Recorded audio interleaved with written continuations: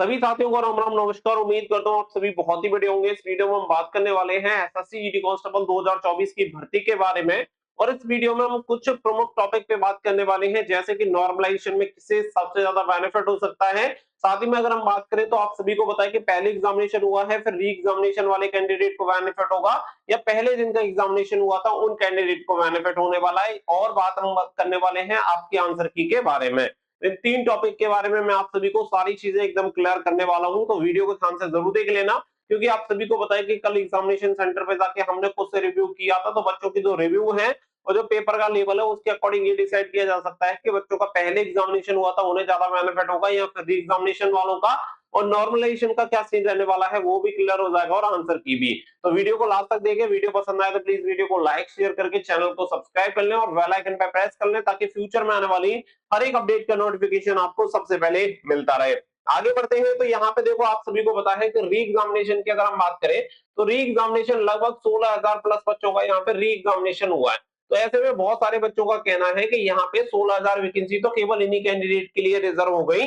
और उसके अलावा कंपटीशन जो रहेगा वो केवल 10,000 जो सीट बची हुई होंगी, बाकी बाकी का इन्हीं में कंपटीशन रहेगा, यानी जिन बच्चों का पहले एग्जामिनेशन हुआ है। तो देखो इस बात का आंसर आपको जस्ट अभी मिल जाएगा। यहाँ पे पहली बात तो 16,000 बच्चों ने अगर री एग्जामिनेशन दिया तो ऐसा बिल्कुल नहीं है कि 16,000 की 16,000 बच्चे सेलेक्ट हो जाएंगे, क्योंकि इसका कोई मतलब ही नहीं है। अगर कोई ऐसा बोल रहा है तो वे फिजूल की बात है, उसका कोई लेना देना नहीं है। अब यहाँ पे अगर मैं बात करूं कि री एग्जामिनेशन वाले बच्चों को ज्यादा बेनिफिट हो रहा है या फिर जिनका एग्जामिनेशन पहले हुआ था उन्हें ज्यादा बेनिफिट हो रहा है। देखो यहाँ पे जो री एग्जामिनेशन हुआ है, अगर इनका लेवल हाई चला जाता है, यानी कि पेपर का लेवल बहुत ज्यादा हाई होता है और बच्चों का स्कोर होता कम, और स्कोर अगर यहाँ पे कम होता तो इससे सीधी सी बात यह है कि नॉर्मलाइजेशन में इन्हें सबसे ज्यादा बेनिफिट मिलता। लेकिन ऐसा हुआ नहीं है। आप सभी को पता है कि री एग्जामिनेशन जो हुआ है उसका जो लेवल आया है वो भी पहले जैसा ही लेवल आया है, यानी कि उससे ना तो बहुत ज्यादा हाई कह सकते हैं ना डाउन कह सकते हैं। लगभग सेम लेवल ही देखने के लिए मिला है, थोड़ा बहुत अप डाउन आप कह सकते हैं, उससे ज्यादा 19-20 का डिफरेंस रहा है। उसके अलावा वहां पे कुछ भी बदलाव देखने के लिए नहीं मिले हैं। यानी कि जो री एग्जामिनेशन हुआ है वो और इससे पहले जो आपके एग्जामिनेशन खत्म हुए थे वो, उन दोनों के लेवल में कोई भी डिफरेंस नहीं है। तो यहाँ पे हम सीधी सी बात ये कह सकते हैं कि इन 16,000 कैंडिडेट को कोई स्पेशल बेनिफिट नहीं मिलने वाला है। जैसे पहले सभी कैंडिडेट ने एग्जामिनेशन दिया था सेम उसी प्रकार से इनके साथ भी सेम कंडीशन रहने वाली है। इसके अलावा जो एक और दूसरी चीज है कि इनका री एग्जामिनेशन हुआ क्यों था। तो देखो सभी के साथ प्रॉब्लम नहीं हुई थी, लेकिन जो पता चला है वो ये पता चला है कि मैक्सिमम बच्चों का जो एग्जामिनेशन है वो खत्म होने के बाद जैसे सबमिट कर देते हैं तो उनका पेपर जो था वो सबमिट नहीं हुआ था। मतलब बच्चे को तो दिख रहा था कि सबमिट हो गया, लेकिन ऊपर सर्वर पे सबमिट नहीं हुआ था। इसी की वजह से उनकी आंसर की वगैरह वहां पे दिखाई नहीं दे रही थी, और इसी की वजह से जिन सेंटर्स पे ऐसी प्रॉब्लम रही उन सभी का री एग्जामिनेशन कंडक्ट करवाया है। तो आपके दिमाग में ये सवाल या ये डाउट बिल्कुल नहीं रहना चाहिए कि 16,000 बच्चों को सबसे ज्यादा बेनिफिट मिलने वाला है। ऐसा कोई स्पेशल बेनिफिट इन 16,000 बच्चों को नहीं मिलने वाला है। जो बच्चे पहले थे सेम उसी तरीके से भी यही ट्रीट होने वाला है। अब इसके अलावा यहाँ पे नंबर सेकंड जो बात आ जाती है वो आ जाती है नॉर्मलाइजेशन। हर बच्चा अपना इसी में दिमाग लगाने पे लगा हुआ है कि यहाँ पे नॉर्मलाइजेशन में सबसे ज्यादा बेनिफिट किसे मिलेगा। देखो अभी क्या है कि अभी लेवल को कोई बोल रहा है कि हमारी सिर्फ बहुत ज्यादा इजी थी, कोई बोल रहा है कि हमारी सिर्फ बहुत ज्यादा हाई थी। तो ये लेवल जो है लेवल आप डिसाइड नहीं कर सकते। यानी कि जो पेपर ऐसे समझो कि मैं यहाँ पे समझता हूँ कि दो शिफ्ट आपकी आई, एक ए शिफ्ट एक बी शिफ्ट।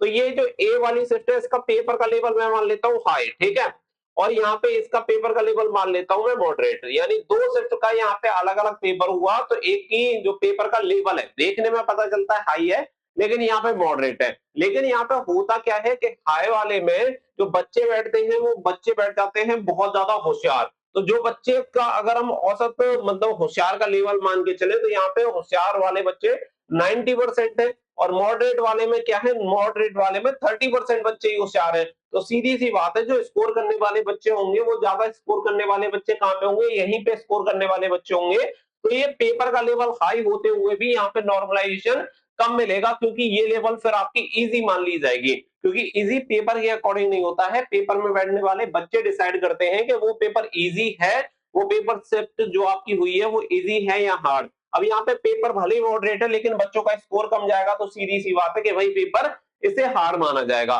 तो अभी आपका जो एग्जामिनेशन हुआ है उसके अकॉर्डिंग ये डिसाइड मत करो कि नॉर्मलाइजेशन इस शिफ्ट को ज्यादा मिलेगा ये कब डिसाइड होगा? जब आपकी आंसर की जारी हो जाएगी, और आंसर की आने के बाद जब बच्चों का स्कोर आ रहा होगा, जो भी स्कोर होगा उसके अकॉर्डिंग डिसाइड होगा कि कौन सी शिफ्ट इजी है और कौन सी शिफ्ट हार्ड है। तो ये डिपेंड करता है एग्जामिनेशन में बैठने वाले बच्चे पे, ना कि पेपर के लेवल पे, क्योंकि एसएससी तो अपने अकॉर्डिंग हर एक पेपर को बराबर समान लेवल का बनाने का प्रयास करती है। तो बाकी का जो बच्चा, मान के चलो भाई, जिस शिफ्ट में कम होशियार बच्चे होंगे उसी शिफ्ट में सबसे ज्यादा नॉर्मलाइजेशन मिलेगा, वही पेपर आपका हार्ड माना जाएगा, बाकी का पेपर आपका इजी माना जाएगा। तो यही सिंपल चीज है, आपको यही समझनी पड़ेगी, इसी की वजह से फॉर्मूला आपका बाद में अप्लाई होता है। तो ये जो दो मेन चीज है वो आप सभी को क्लियर हो गई, जिसके में जितने कम होशियार बच्चे होंगे उसे उतना ज्यादा बेनिफिट मिलेगा। ऐसा समझ लो कि जैसे कि मान के चल लो 100 बच्चे किसी शिफ्ट में बैठे, अगर इस शिफ्ट में मैं ये मान लेता हूं कि 80 बच्चे कमजोर हैं और 20 बच्चे पढ़ने वाले हैं, और दूसरी जो शिफ्ट है उसमें भी 100 बच्चे बैठे और इसमें 80 बच्चे बहुत ज्यादा होशियार हैं और 20 बच्चे कमजोर है, तो सीधी सी बात है कि सबसे ज्यादा जो बेनिफिट होने वाला है वो इसी शिफ्ट को यहाँ पे होने वाला है, क्योंकि कमजोर बच्चों की संख्या यहाँ पे ज्यादा है और होशियार बच्चों की संख्या कम है, और यहाँ पे होशियार बच्चों की संख्या ज्यादा है। इसी की वजह से इसमें जो बच्चों का एवरेज स्कोर होगा वो ज्यादा होगा, तो नॉर्मलाइजेशन यहाँ पे कम मिलेगा और नॉर्मलाइजेशन यहाँ पे ज्यादा मिलेगा। अब आपकी किस्मत है कि आपकी शिफ्ट में होशियार बच्चे बैठे हैं या फिर कमजोर बच्चे बैठे, कमजोर बैठे होंगे तो ज्यादा फायदा और होशियार बैठे होंगे तो कम फायदा।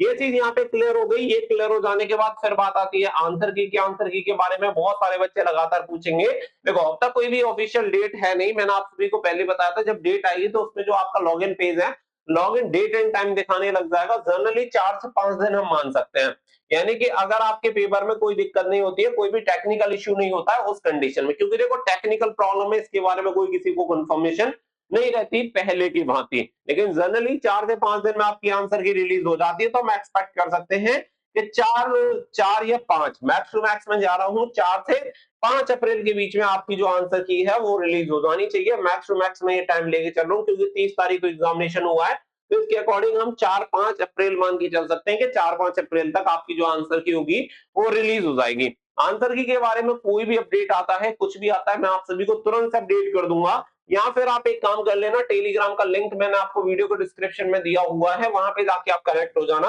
वहां पे भी आप सभी को पीडीएफ देखने के लिए मिल जाएगी। इसके अलावा मैं बात करूं देखो कट ऑफ की, तो कट ऑफ की जो स्थिति है, जिस हिसाब से पेपर का लेवल देखने के लिए मिला है, जो री एग्जामिनेशन हुआ है उसका भी लेवल आप सभी ने देख ही लिया होगा, उसका एनालिसिस वगैरह देखा होगा, साथ ही में नंबर ऑफ सीट्स भी आपकी कम है आंसर की, और साथ ही में नेगेटिव मार्किंग भी इन्होंने हटा दिया। तो उसके हिसाब से सीधी सी बात यह है कि कट ऑफ अब कहीं ना कहीं आपकी हाई जाने के ही चांस है, लो कट ऑफ की उम्मीद अब कहीं पे दिख नहीं रही है। बाकी का सिर्फ इनके पास एक ही चांस है कि अगर ये यहाँ पे फिजिकल करा देते हैं फटाफट से, आपका पीएसटी एंड पीईटी बहुत फास्ट कंडक्ट होता है, तो सेकंड वाली जो मेडिकल के लिए मेरिट आएगी वो जरूर से डाउन हो सकती है, यानी ज्यादा ना बढ़ेगी। लेकिन अभी वाली जो मेरिट आपकी आने वाली है, यानी कि फिजिकल के लिए जो बच्चे क्वालिफाई होंगे 8 गुना बच्चे, उनके लिए कट ऑफ भाई अच्छी खासी जाने वाली है। अपनी फिजिकल की तैयारी करते रहो, क्योंकि देखो एक स्टेज आपको कभी भी सिलेक्शन नहीं दिला पाएगी। सिलेक्शन चाहिए तो सभी स्टेज को क्वालिफाई करना है, अच्छे से परफॉर्मेंस करना पड़ेगा, तभी जाके सिलेक्शन होगा। तैयारी में जुटे रहिए, जो भी अपडेट होगी वो रेगुलर आपको मिलती रहेगी। अभी नॉर्मलाइजेशन के चक्कर में आंकड़े मत लगाना, क्योंकि वो आंकड़े लगाना बेकार है, उसका कोई मतलब नहीं निकलता। अभी कोई भी आपको ये नहीं बता सकता कि इस शिफ्ट में आपके ज्यादा नंबर बढ़ेंगे और इसमें कम। अगर कोई बता रहा है तो ये समझ लो कि उसे कोई बेसिक चीज भी नहीं पता है, वो कुछ भी नहीं जानता है, दैट्स व्हाई आपको ये सारी चीजें वो बोल रहा है। उम्मीद करता हूँ चीजें क्लियर हो गई होंगी। मिलेंगे नेक्स्ट वीडियो में, फिलहाल के लिए बस इतना ही। Thank you for watching. जय हिंद, जय भारत।